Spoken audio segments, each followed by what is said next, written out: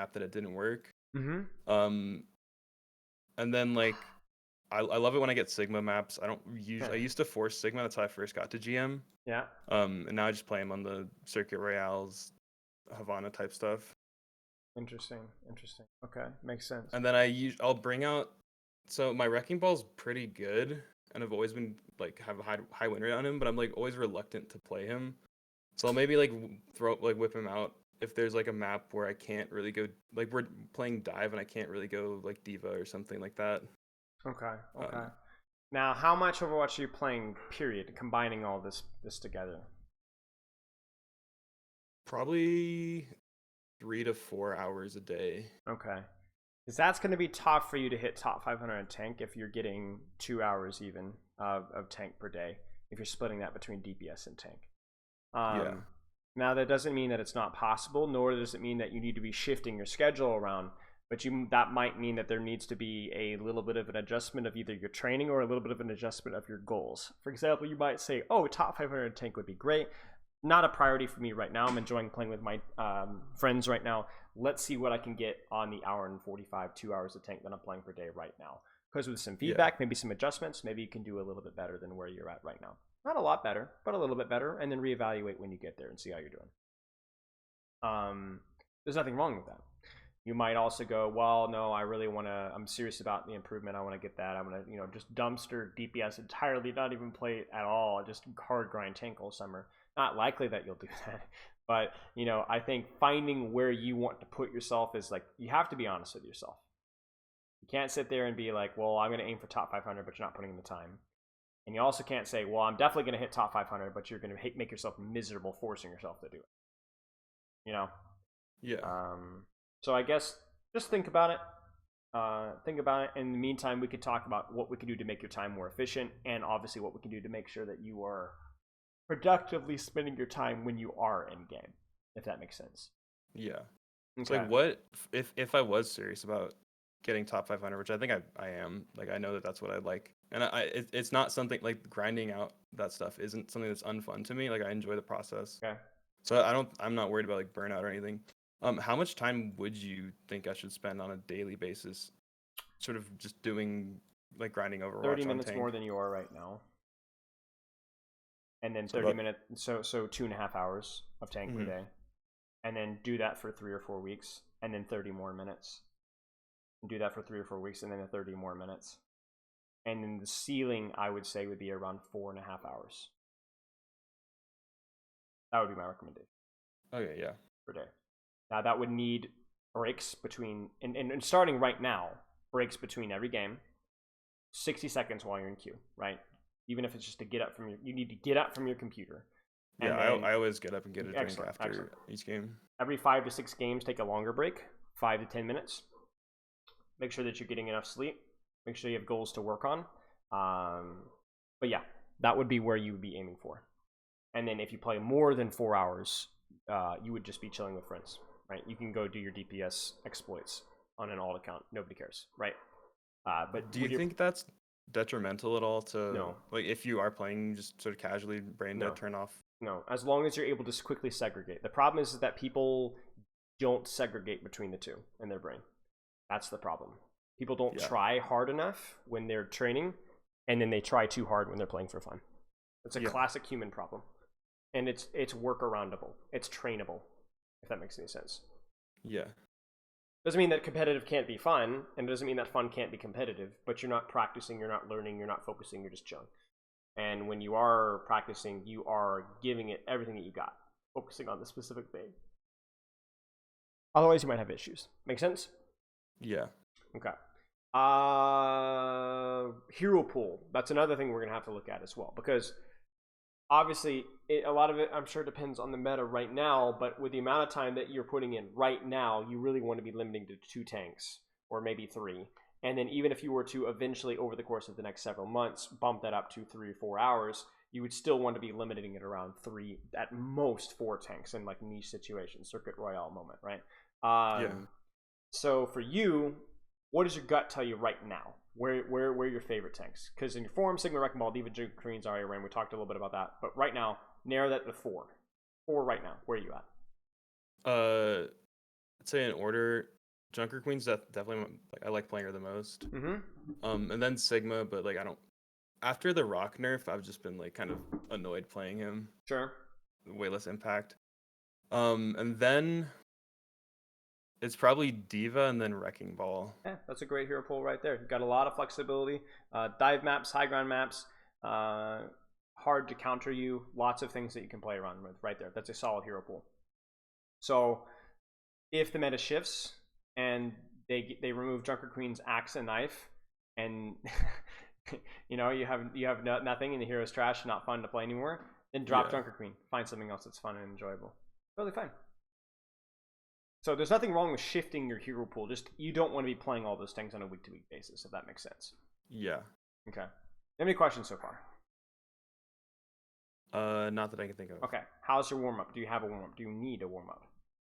So I used to do a pretty strict like 30-minute, like following a routine on Kovacs. And doing that for an aim train warm-up. And then lately, the past like 6 months or so, when I've been trying climbing, I've just totally ditched that. I've either warmed up so I'll do like a light warm-up in like that one workshop aim trainer thing that everyone uses, like Vaxta or whatever.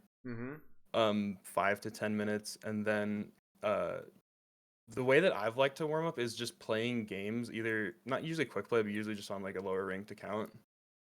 Just playing some games and getting used to shooting people and getting used to like the pace of the game, and then I feel much better. Like I feel like I played way better after maybe playing sort of not like casually, like I'm still trying to win, but like playing less intense, sort of warming up on another account for about 30 minutes to an hour. If that works for you, I'm done. Kovacs, I would say, is a total waste of time for you. 5 to 10 minutes of Vaxta is probably fine. Doing a quick play game or an alt account game or so is fine. I would be careful about extending it too long beyond like 20-30 minutes, especially as a tank player, though, because there just isn't that much need to get yourself warm for most people. However, I want you to do what works best for you. Here's what I would recommend. Experiment more with cutting it down and see if that affects how you play. If it does, then go back. Do what's comfortable. What I'm going to do is caution you against, the going back to the Kovacs, caution you about spending like an hour warming up. Avoid those outliers. Find where the sweet spot is for you. But I think that's just kind of like where you, and then also it's going to depend day to day as well. So I think that's fine. Okay. I want to be able to polish my decision making and my gameplay. What do you feel is holding back from improving? I struggle on some maps against certain comps because of my hero pool. Now that's weird. Is that the Sigma stuff? Now this form is a little bit outdated. About a week outdated. So your hero pool looked, if anything, too big. So elaborate, please. So a lot of times, so like the main way I climbed was sort of playing tank as like fat DPS. Like I'm just big DPS with more health, and I just sort of just walk around killing everybody. More or less, but playing really aggressive like carry style, getting a huge amount of elims, a huge amount of damage. A lot of times though, so it was especially the case when it was like a Rissa meta, like a Rissa Hog meta, and I just only played Sigma into those because that was the only thing that felt okay. Yeah. Or like what is it, 2 patches ago when Ryan was like pretty strong. It was like Ryan Ramatra meta before they like turbo buff Junker Queen. Yeah. There's a lot of times where like on certain maps, like I didn't feel like I had, because I didn't play like Reinhardt or don't play Winston and stuff like that, or Orisa. There's times where I just like didn't, like against certain comps, I felt like I was getting, like they would all 5, like I would do really, really well in the first 2 or 3 fights, and then they would sort of just 5-man switch to just total like BS to play against it as tank. Like Sim May, like Bap Zen, Orisa type stuff, and then like I would just feel like totally useless, and then like I couldn't find a way to like get my team to like sort of benefit from like Orisa javelining me into a corner for like 6 minutes straight. Well, it's about adapting your playstyle, and so we'd have to take a look at that, because that's the key thing. Is there aren't many tanks in Overwatch 2 that get hard screwed by counter swaps. You just have to adjust. Right. Yeah. And I think that's where the challenge is like, that's why so many OTPs find so much success, is because especially in Overwatch 2, there are a lot of dynamics with how tanks can play. I know it's a common complaint, but it's a common complaint by trash cans. And I'm going to respectfully remove you from that trash can comment, but only after this session is done. You got to earn Yeah. it. So you have to be able to adapt your playstyle though. It's not always going to be fun. But for example, if you get hard countered by Sombra when you're picking Doomfist or whatever, or Wrecking Ball, or in your case, if you're getting hard countered because they go Rhine May and you're on Queen, then you need to get good. You need to get good. You need to think about what adjustments I need to make and do so accordingly. So we'll take a look at that. So for you, it might be more of an understanding thing than a hero pool problem. Yeah. I know when I make obvious mistakes, but I'm sure there are some subtleties and bad habits that are very high ranked players can exploit that I'm not aware of yet. Okay. Do you have any other questions for me? I don't have any other questions for you. Not that I can think of. Okay. For the 2 VODs that I have, I think they were okay. I think I was playing fine in them. There's some stuff I can learn. I just got back from like a week-long thing that I was volunteering at, so I didn't have much time to get, and I hadn't played in a week, so I didn't have much time to get that good of VODs. That's fine. That's fine. Hopefully we can find something to look at. We'll pull some stuff from it. Yeah, don't sweat it. If any questions come up, you just holler. But yeah, toss me the codes.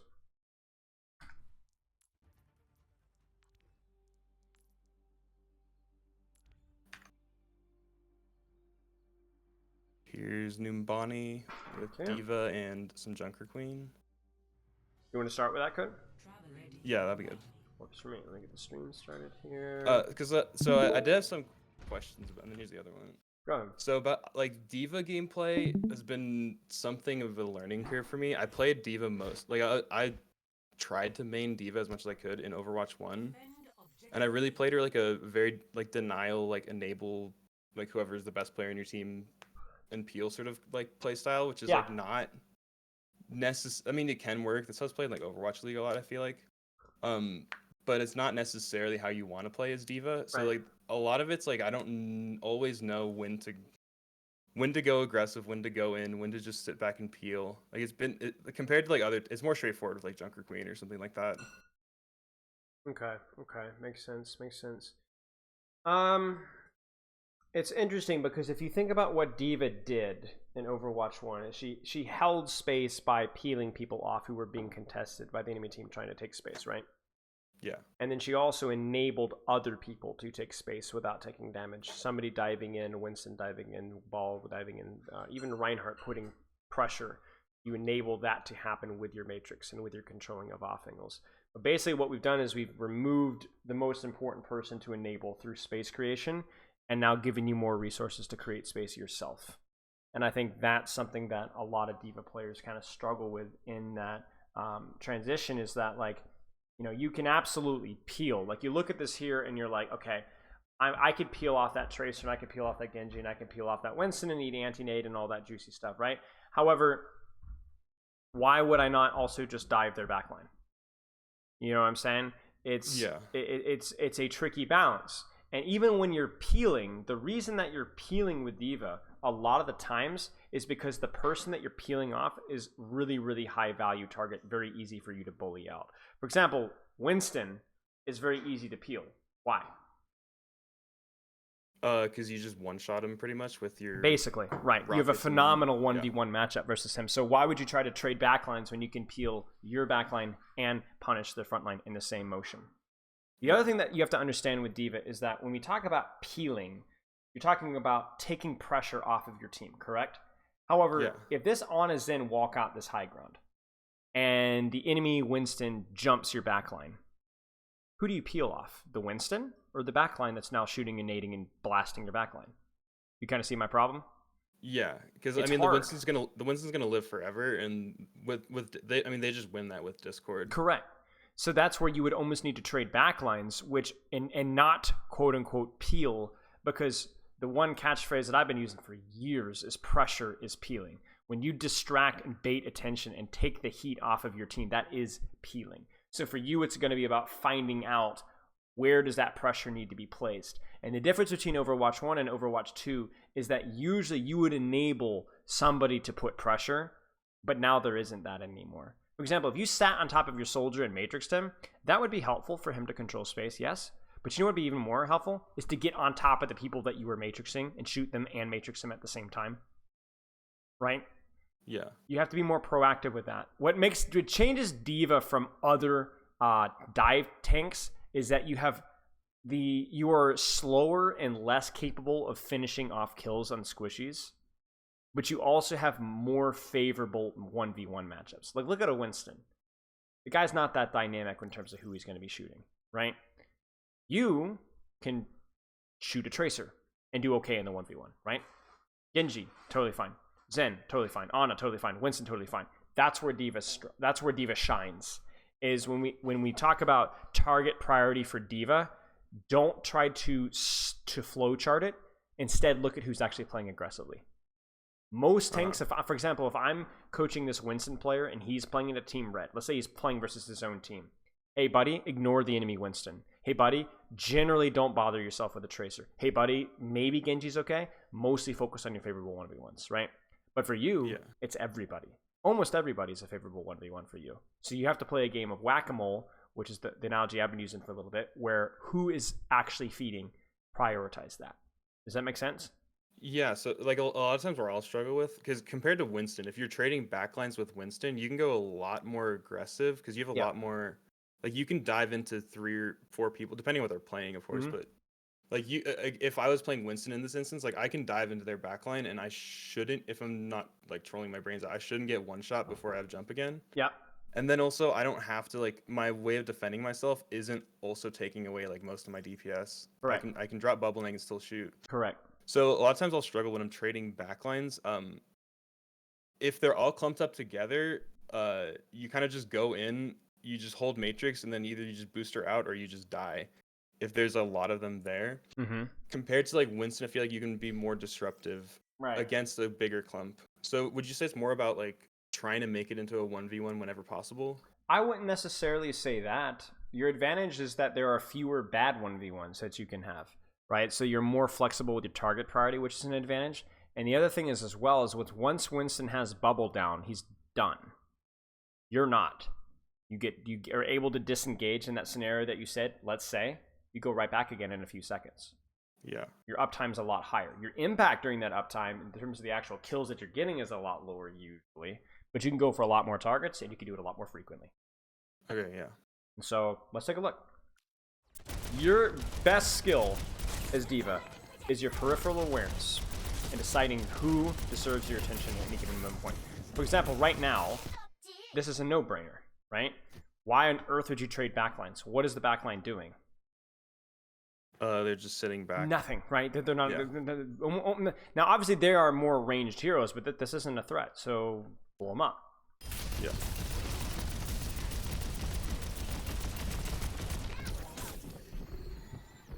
But this would also be a point in time where you would want to be checking, because you're here.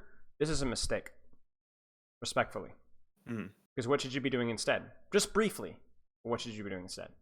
Is it looking for Tracer? Sure. Because that's what I got slept right there. I was turning right to look for, because I pressed tab, I saw Tracer, and I didn't. Right. Is this backline a threat to anybody? Are they even killable? No. No. So they don't deserve your attention. So you turn, you look for Tracer, and you go, oh, Tracer's out. Okay, now where's that Winston? Right. Yeah. It's you have to have like the ADHD developed to like S tier ADHD. You know what I'm saying? Yeah. Like quick. Here, nope. Okay, nope. Okay, nope. Okay, they're walking forward. I trade backlines, right? But like right now, you're trolling. Because yes, you're controlling backline, but backline's really not in a position to do anything anyway. Light the sky up like a Christmas tree, right? Winston jumps like past the LOS of Ana, right? So like the Ana's not even useful there, right? Now, if the Ana was really pushed up as the Winston dives, then you'd have a tough decision to make. We can cross that road when we get there. But for you, it's going to be about choosing your battles. And prioritizing the low-hanging fruit, the stuff that's easier to fix. For example, just being aware of where people are. And again, they swapped off of Tracer. Yeah, but this guy's also cooked. This guy's an easy kill.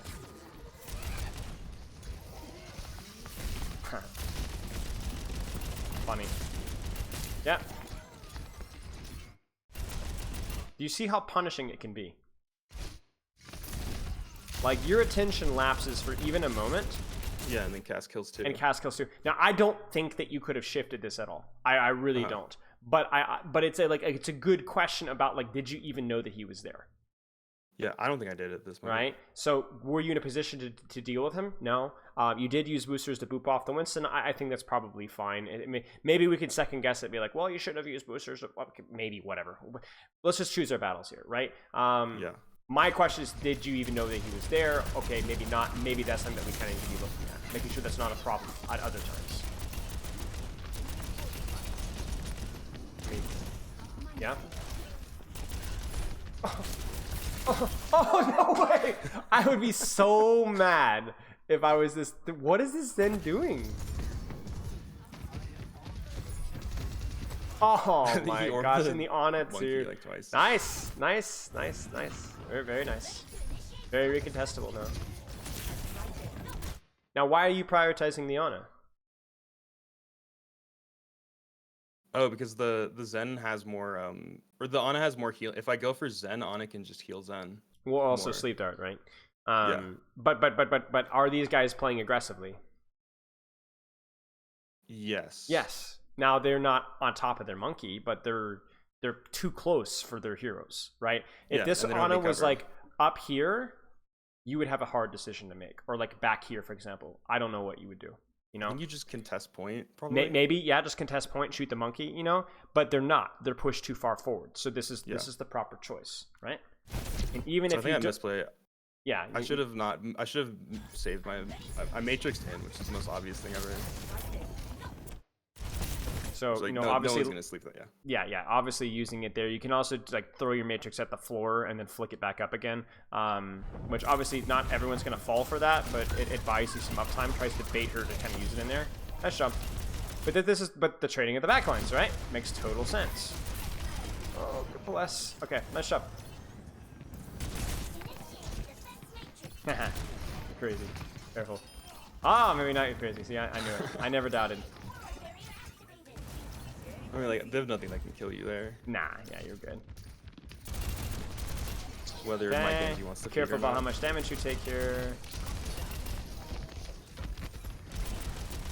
Shooting Genji, now shooting Winston. Now you are going to enable that backline to walk forward right now. Yeah. And that backline at this point in time is, I guess, playing more aggressive, right? So, you know they have Primal Rage. What do you think? So that's one of the moments where it feels like if I go for a backline, it's just straight 3v1. I mean, I can hold Matrix for some amount of time. Although I guess like Soldier Mercy shouldn't die to a Winston ever. Is you sitting on backline going to prevent them from doing a significant amount of damage or cooldown value? Right now. I mean, I know we're taking the time to analyze this slowly with replay viewer overhead, but one step at a time. What do you think? I mean, I feel like I can just hold Matrix and then I'll have to boost her out right away. But also, they're not super aggressive just yet.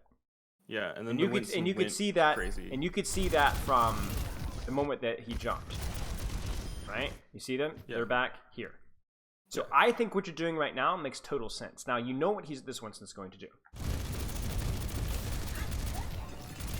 Wow, he doesn't even pop primal. Okay, let's just say in a imaginary land, you track this one better. Use your also why no micro missiles? Heaven knows why. Like micro missiles, please. Right? Yeah.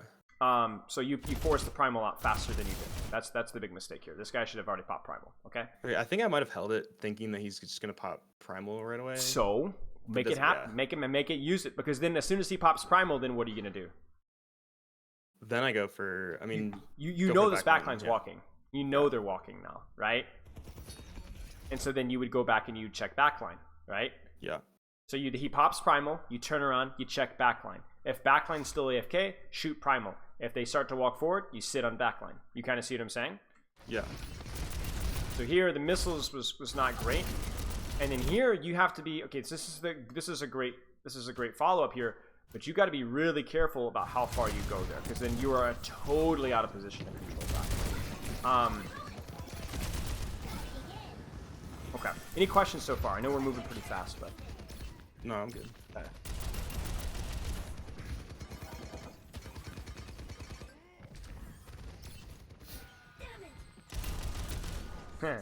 Get her. Corey. right, elaborate, I beg, on what's going. So I know that I think the Zen died like later in the fight or something like that. But I knew he was behind. Yeah, he was behind. I got you. So I know sometimes people just sort of fall asleep on that rotation there. So I was looking to see if I can like maybe pressure him out. I know it's Soldier on high ground shooting him too, so like, you can. If the Ana wasn't looking, the Ana was looking. There's actually kill. Okay, fair enough.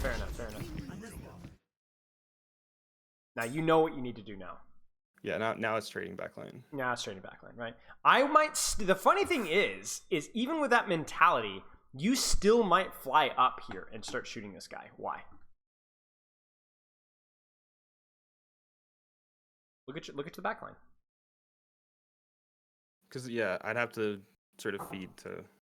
Well, why? For example, why would you trade backlines right now when the backline isn't doing anything? Do you see what I'm saying? Look at their position. Yeah. Useless.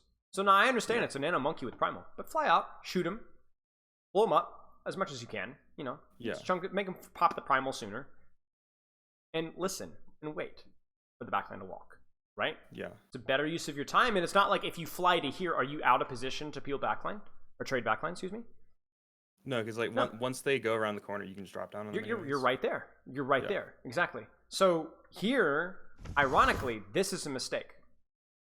You should be on high ground, blowing up monkey, forcing bubble out now, which by the way allows your sleep dart to be a little bit easier, right? Yeah. And who cares about sitting here? You know, now maybe you're doing this because you had Nanoblade at that point in time, which I'm fine with. But was that the reasoning to enable Nanoblade? So the initial thought was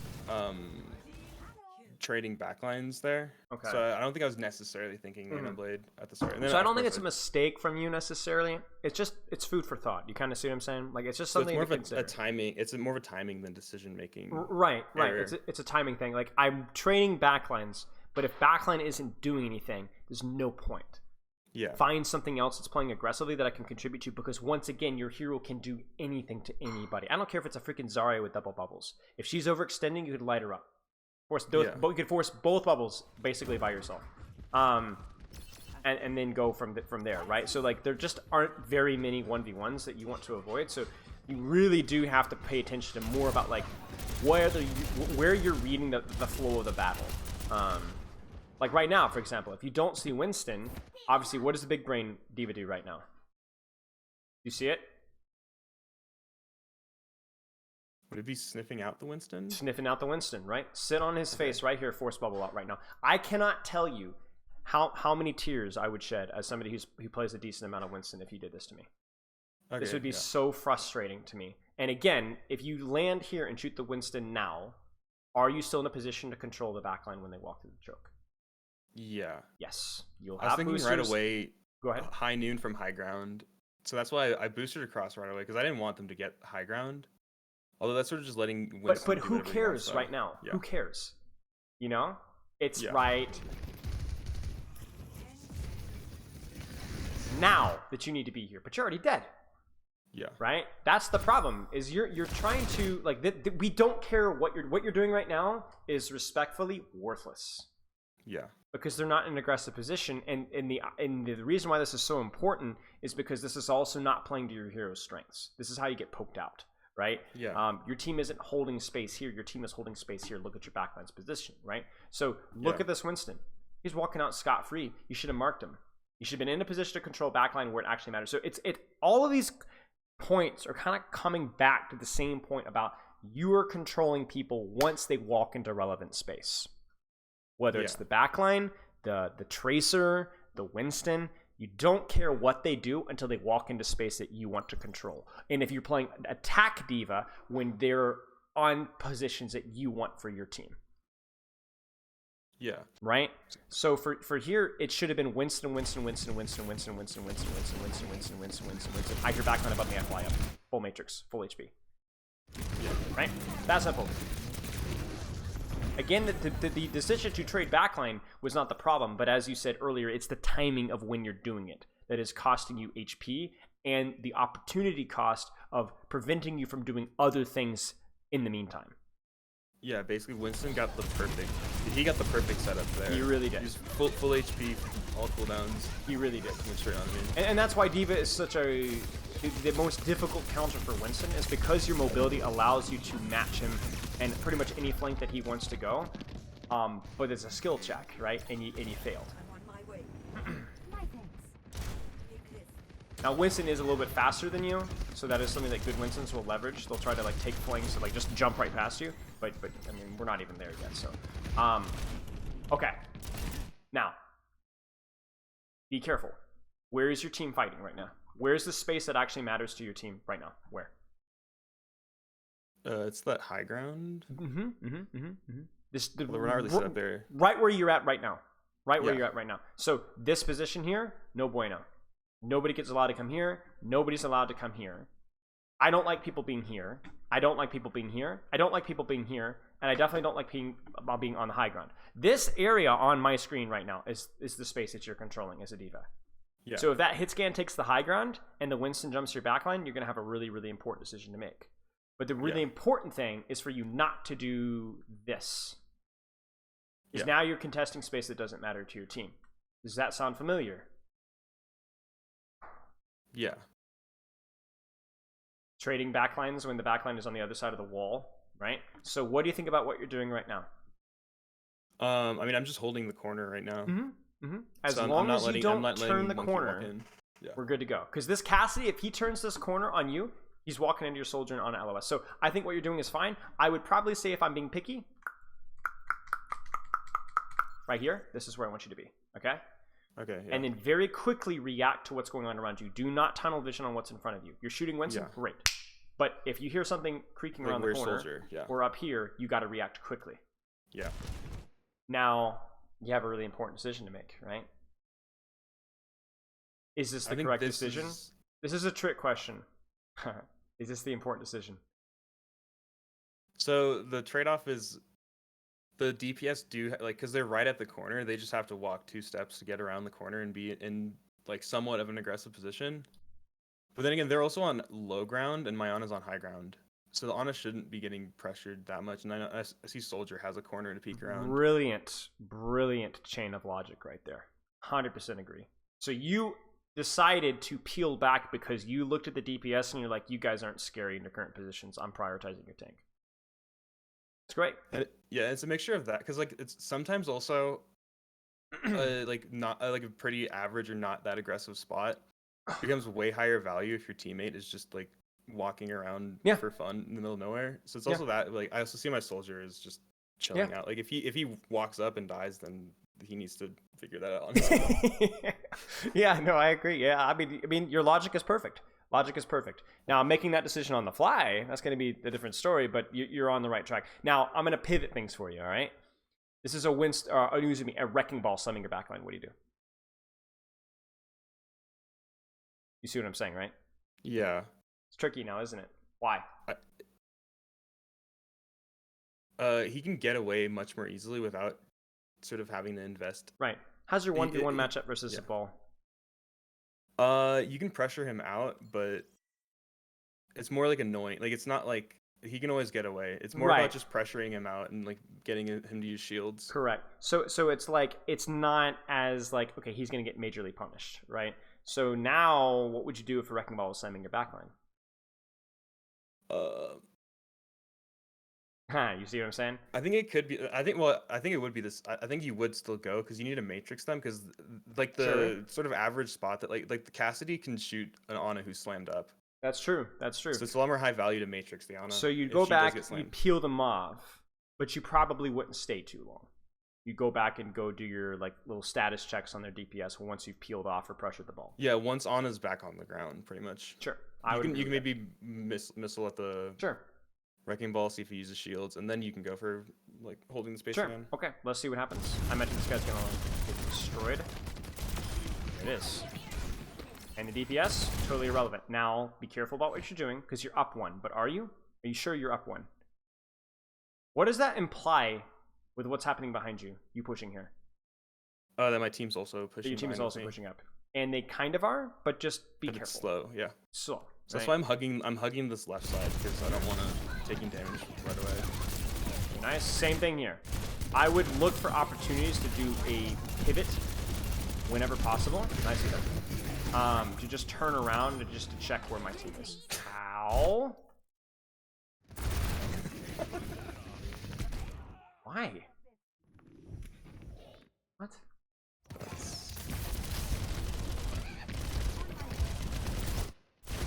Don't be scared to use your missiles on a bubble if it's at that point range. Like it's 200 damage, you know, like it's we don't mind it.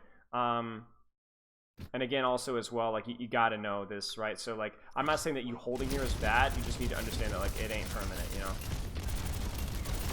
Nice. And this is all good. You know, there's a reason that you're at the rank that you are. So.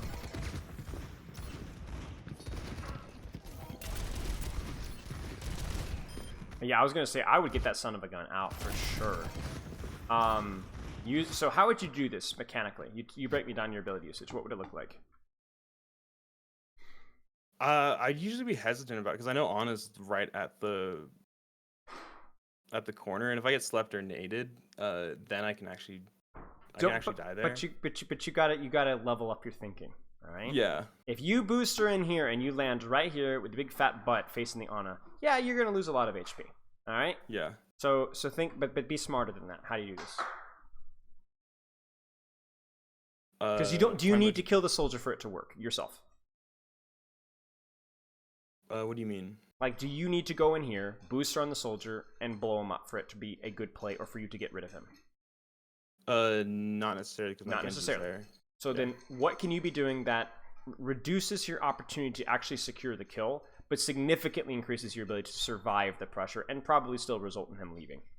Oh, like Matrix out the backline to the right? Sure. Why not do this? Booster in here and shoot him in Matrix from here. It's not going to stay.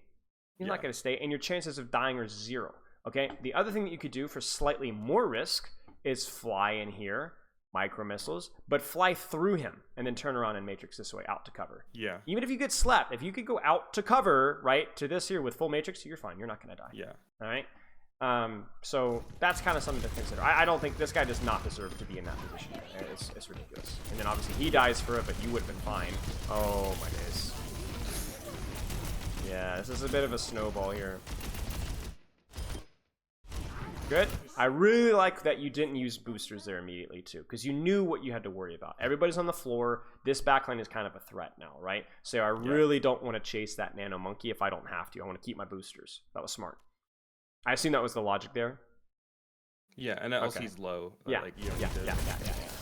Nice. You know, there are flashes where, not flashes I would say, but there are a lot of times where D.Va does the traditional D.Va things. You know, enable somebody else to do something. You did a good job.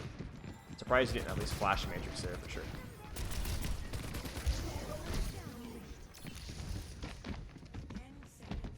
Oh, this is an interesting scenario up here.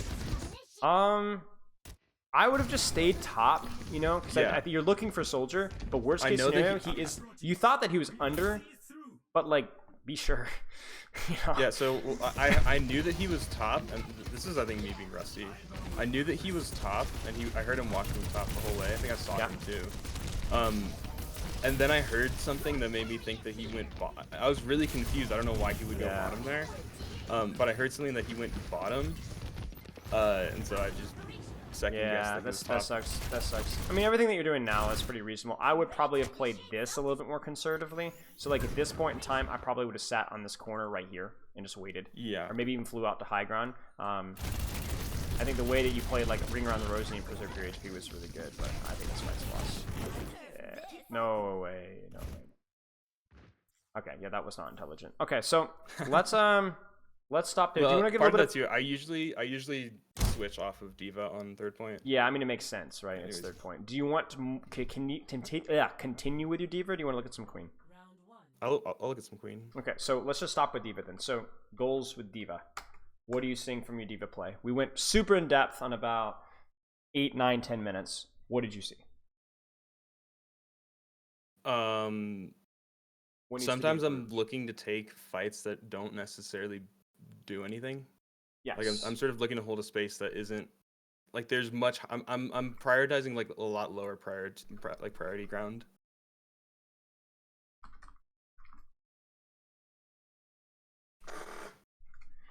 It felt kind of like you were saying the timing. It's like I need to at some point control backline here, but they're just irrelevant. They're on the other side of a choke. Who gives a rip? Like again, D.Va is one of those heroes where she doesn't have a bad 1v1 almost at all. So it's never, almost very rarely is it about who are you pressuring, but when are you pressuring. And then to make that decision, you need peripheral flank awareness. You cannot be surprised by a Winston flanking, a Cassidy flanking, a Tracer on the off angle, a Zenyatta going for a right click. You need to know where everybody is at all points in time. Is a lot of that coming down to prediction? Like a lot of times, like I can predict. Like I didn't see the soldier going high ground, but like what else is he gonna do? A lot of it, exactly. A lot of it's prediction, and a lot of it is I haven't seen this person. Where are they? Yeah. Winston, case in point, right on that first point. Like where is this person? I need to know where they are. You know, if you see 5 people kind of grouped up going top, you don't have to like overthink that one too much. But you need to know, okay, backline's on the other end of the corner. I know that even if they press W as hard as they can, they're not going to be irrelevant for 10 seconds, right? So I've got that amount of time. That starts with pre-fight. Like I think, especially as chaotic as things go with D.Va in terms of mechanics, you really need to do yourself a favor by like giving yourself as much information and making your downtime as productive as you possibly can. So then when you go into a fight, you're not having to worry about all these things. The decisions are kind of already, you're reacting to what you see, if that makes any sense.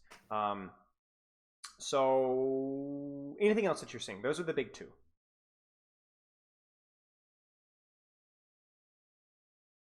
Let me think. Yeah, it felt mostly just like timing, and then like how quickly am I making the decision to do things. Like it needs to no thinking involved, just automatic. Right. Does this sentence make sense at all? Right there, the whack-a-mole foolishness. You understand what I'm talking about with that, right? You ever heard it? You ever played that game before? Let me send you a link. I think I know what you're talking about. It was like you know, you go to like a Chuck E. Cheese game, you know, and basically this is actually perfect because there's 5 of them. Wait for it. Here we go. Check it out. Yeah. You know, what everyone's sticking his head up, that's what you get. But if you're sitting there staring at a hole when the stupid mole's still in the hole, you don't care. You only care when they stick their head out of the hole, right? Yeah. As that's pretty much what you're looking at. Okay. So like, is that the advantage of? That's like the primary advantage of D.Va versus Winston is you have much more uptime to always be on the guy who's sticking his head out. Correct. And the other advantage as well is imagine whack-a-mole. Okay, I'm actually gonna pull this up. Imagine whack-a-mole, but like 2 out, or like there's a couple, 1 or 2 of these moles are like you can't hit as Winston. Yeah. They're like you lose points if you hit them. That's Winston. D.Va, basically everything's fair game, right? That's the advantage, and like you said, you can do it more frequently than a Winston can. Whereas Winston hits like 7 moles every 10 seconds. You know, you're gonna hit one, hit another, hit one, hit the other. I mean, even your mobility frequency, the fact that you get your boosters back a little bit faster is an advantage. Yeah. Okay, makes sense. Okay, Queen, work for you. Can you hear me? Yeah, I can hear you. Okay. You want to go for some Queen, you said? How much time do I have left? We've got time. We started late, don't forget. We have about 15 minutes if that works for you. So I either want to look at Queen or Sigma. It's up to you. Either one. Replay. You also have a free replay code review as well. So if you're looking for some extra feedback for a few timestamps, we'll talk about that later. I'll want to look at the Sigma. Okay. The second code, right? Yes.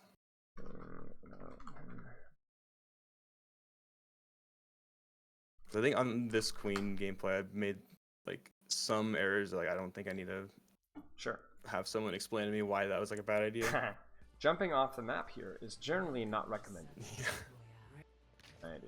Are you okay, I was gonna say something. Alright, let's take a look.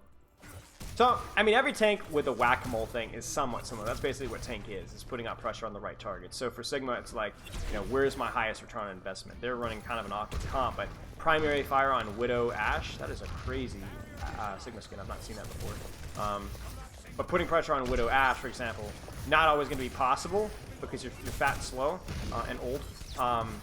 but it's amazing, right? So what you do in the meantime is you shoot the tank out. You win the resource trade with the tank. So he has to press S. If he has to press S, you're more likely to have an opportunity to pressure your DPS. Kind of see what I'm saying? Yeah. And then there's also circumstances like this where their DPS get a little bit cheeky, and you just clear them out. Now, that did mean that their Sigma could press W on your team. But I would rather a Sigma be able to press W on my team than a Windmaker have a free flank on the side. Yeah. And I get that a lot. Like, what do I do? You know, do I just let their tank take space in my team? And the answer is yes, you do. You do a better job than their tank in controlling the DPS. That's what I did a lot of time in the like Orisa meta. I would just completely ignore Orisa can just do whatever they want. Sure. You either win the tank trade by just better cooldown trades. You know, you get the harpoon on her when she's not fortifying, so you win some HP trade, or you focus her squishies. Now, with a hero like Sigma, you know, you might have to take the tank trade to be able to shoot the squishies. You might not be able to, like right now, for example, who can you shoot right now? It's just Zarya. Just Zarya. So so Sandblaster. Be the best Sigma in the world at shooting a Zarya, so that she's forced to use bubbles, and then you look for an opportunity to shoot the DPS. Yeah. I mean, you saw this all the time in the Overwatch Sigma. So it's like winning a Sigma trade was really important so that you could shoot things up. Yeah. So as soon as anything presents itself, case in point, Soldier on the left, I would be very comfortable ignoring the Zarya right now and turning my attention to what's on the left right now, which is the Soldier. This guy needs to die. Yeah. I think I end up doing that. Yeah. But you're like, oh, Zarya. They're too hard to kill now. Like, this isn't Overwatch 1, right? Like, your DPS is lower than it is in Overwatch 1, and everybody's HP pools tank-wise are higher. Meanwhile, the Soldier's, like run you one right on the bottom. So, like, it's rough, right? And there it is. The Soldier should be dead, but now it's instead you that are almost dead. And the funny thing is that you did well in the tank trade. You see that? You did well. You hit your shots, you hit your rock, you force the Lucio speed, right? But why are you tank trading? Yeah. You know what I'm saying? Now, Sigma is a hero that does okay in tank trades versus most tanks.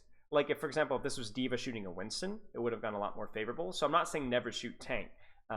Just you know, for example, if this was like a Tracer or a Genji or something like that, that's really hard to shoot. Maybe I understand shooting the easier to hit target, but you got no excuse. Yeah. Flux. Nice. We take it. Nice. We take it. Boy, that was hard. And by the way, notice that the Zarya died. Yeah. And you had nothing to do with it. Cut off her support. You cut off her DPS follow-up. It's just her and the enemy team. And it's going to be about which tank does it better. You did it better because you had Flux, because you also hit some phenomenal shots. That's it. And also, Zarya, like, specifically, like, if Zarya has support and I have support, the Zarya wins that anyways. I do think really, so. Yeah. I think it's just harder really for you to shoot her than it is for her to shoot you. You know? Yeah. The difference between you and Zarya, though, is that you have greater and more consistent range on controlling her DPS. It's easier for you to shoot their DPS than it is for her to, like, right-click your backline at 15, 20 meters away. Yeah. And there's also a good argument that, like, if you can keep Zarya at a little bit of range, like, right now Zarya does more DPS than you, but if you can keep her at a little bit of range, you can also win the tank trade, kind of, sort of. Yeah. And also, her bubbles, your shield is like a more consistent defensive utility than bubble for you personally. So, nice. Now, I'm only a fan of this because why were you so focused on the Zarya trade here? Besides the fact that, you know, grab. What else was there to shoot? Do you see the problem here? Yeah. They're a little far, right? Yeah. I was poking out. I knew the Soldier was up there. I was poking him out, and then I turned to the Ana instead of the. Yep. Shooting the Zarya wouldn't help there. Exactly. Okay. Well, there just wasn't a lot. You couldn't really reach these guys. You were trying, but you couldn't really reach them. So then, win the tank trade. Make them walk forward because you're winning the tank trade, and then you start shooting them. So this was nice, but this was also nice because it was one of the few times where actually shooting tank made sense. Right? Now, I will say, not to say I told you so, but I told you so. Because you eat the grab, they beat the Zarya in. Obviously hitting the rock there may be a different story, right? Maybe this goes a little better, but screw it, mate. Like, don't let these guys walk forward. Yeah. You know, I think that's probably more important than what you're doing here, especially now. Like, once you're on the corner and she's still like 1 trillion HP, just at least turn and then pretend you're D.Va. You see this? Now who do you shoot? Oh, we're shooting Ana. right? But who do you shoot if you see this? If you're on the corner here, Yeah. and you see this, who do you shoot as Sigma? The Ana. You can't reach the Ana. I think. It's too far.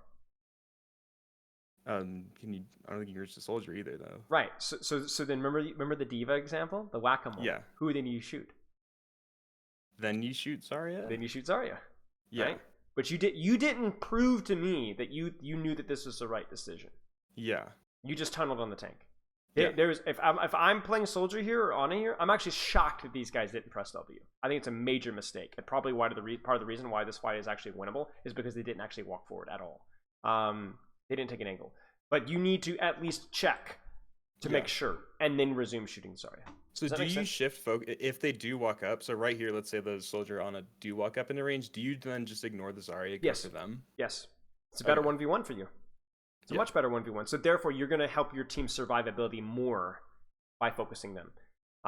Your Rat, your Hanzo, they will do more to Zarya than you can, sadly. I mean, obviously, if you had Rock here, I think it's probably worth throwing it at a Zarya, you know?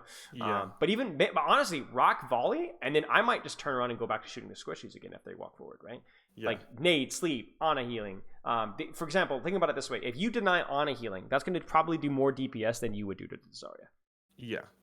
And then you're also denying their ability to actually hurt your team as well.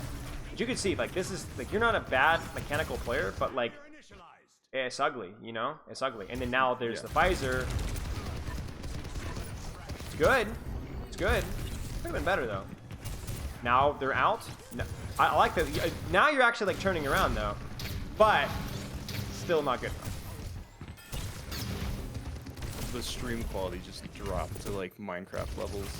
Well, that's part of the challenge. That's how we make sure that you're really, really paying attention. You have to memorize everything that was happening before. You have to predict what's going to happen. By the way, my bad on that. Yeah. By the way, can you see this here? Do you see that you shoot a Tracer right here? Yeah. Why are you shooting Tracer? Look at her level of aggression in comparison to her team. You see this? Yeah, I'm shooting the Tracer because she's right there. That's what I'm saying. She's trolling. Yeah. Right? Yeah. Sigma isn't very good versus Tracer, but if the Tracer's trolling, then, you know, okay, sure. Yeah. And there she goes. Right. So then now shoot this is great. You know, totally ignoring the Zarya. Soldier's out. Now Zarya is exposed, so Zarya's going to start bleeding HP. You might need to be a little bit better with your cover usage so that, like, you don't just also bleed HP. But you could tell that this is probably not going to go very well for the Zarya. I know she's grabbing, but keep the backline. This is where you just have to pray for your backline to actually be competent at the game. Like, so that shouldn't have happened. It shouldn't have. Okay, it's going to happen. It's going to happen. It's going to happen, but you can't look at this and be like, oh, I should have peeled for my backline. What would you have done? I mean, like, I could have hit, if I had the rock, it could have changed something. You So, could but, have, like, right? basically, like, that shouldn't be something that I'm focused on. Like, at higher levels of play, like, that will be correct. Like, that's not the best decision to make. Correct. You denied Ana, you denied Zen, you denied Soldier, follow-up, okay? Yeah. You did your job. Now you would like to also get a kill maybe on that backline while she's getting kills on yours. But you also have to remember that she is high charge with grab. You know, maybe you hit the rock there, but even then, when you're peeling, your bursts of peel are like small. You hit the rock, and then you pretty much focus on whatever else. If the Zarya is 1 HP, shoot the Zarya, right? But you can kind of see, like, you did a fine job here. The only thing that I can look at the situations here is you have to look at those situations and be like, oh, why didn't my team peel that guy off? Here's a question. Why didn't you kill or put more pressure on one of the backliners? Yeah. You know, if there's Zarya can do it, so can you, right? Yeah. So can you.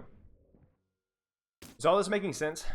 Yeah. Okay, let's watch one more fight. Does that work for you? Yeah. Okay.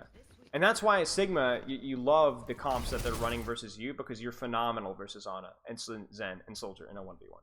Mm-hmm. Right? It's a little bit like Winston, though, where there are going to be some heroes that you just aren't as good versus.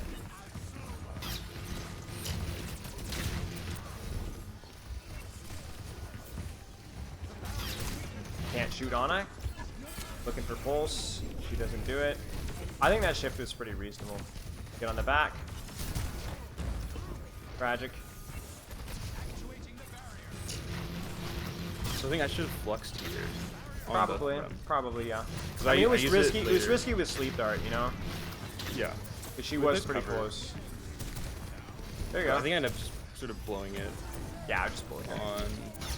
That's fine. And he's around the corner. I think you tried to go to the high ground, and then you're like, I'm not going, and then now you're just sitting nowhere. I would have fluxed. I thought I lifted. I didn't think he made it to the doorway. Oh, so I was looking up for him. okay. Yeah. I probably would have fluxed who was closer just to make it easier for you to actually get the follow up here. Even if it just gets like Zarya and Ana, right? Like they can't bubble both, right? Not at this point in time. She's not gonna have both, so then that would have made it a lot easier. But you know, you're doing a good job putting backline attention. Like, it feels bad, but you know what? You had your ult that fight. The Zarya had the ult the fight before. So you're winning the backline trade now. And that Zarya's now, that Zarya's having the same conversation that we had. She's like, what am I supposed to do? Sigma's just killing my backline, right? Like, what am I supposed to do? Well, could she have traded your backline? I don't know. It's not a great map for that. But yeah. Unfortunate.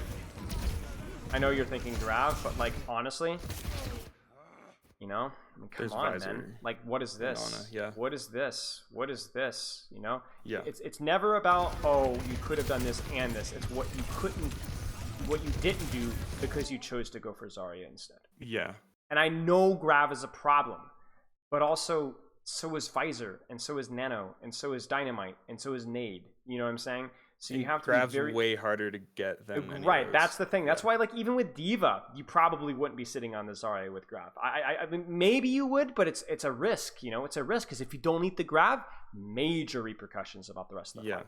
Right. Not to mention you're losing the HP traits. Like, you see it right here. Like, this Zarya is kind of melting you right now. Okay. Sigma, what are you seeing? We talk more about broadly playstyle stuff, but what are you seeing?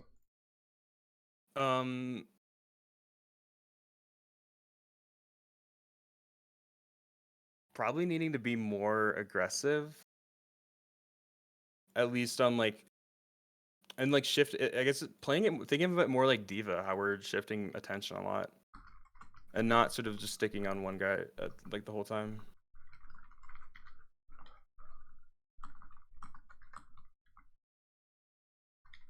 The only difference is that Sigma falls a little bit into that Winston category where there are certain heroes that just aren't very attractive to shoot. Right? Yeah. Would you still shoot a Zarya if she was pushing way ahead of her team? Of course, right? But then that's because it's not a 1v1 at that point. It's a 5v1, right? Yeah. It's just being more flexible, kind of like that Tracer shot, right? Like, where you're just being more flexible with what you see is where you put your attention onto. There are a lot of times where you're going to be like, oh, that's cute. I see you, Reinhardt, but I'm not ignoring you, right? Cut off his lifeblood. He comes in at full HP with full shield, but you don't care. His backline's dead. His backline doesn't have nade. His backline is half HP. That's kind of how you win those trades. Play to your hero's strengths. Anything else that you saw? We didn't really talk anything specific about cooldowns, but did you have any questions with any of that? I don't think so. Okay. Sounds good. Do you have any questions as a whole about D.Va, Sigma, and so on?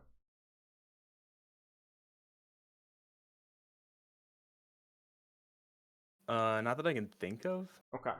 If any come up, don't hesitate to message me anytime. Sure. All right.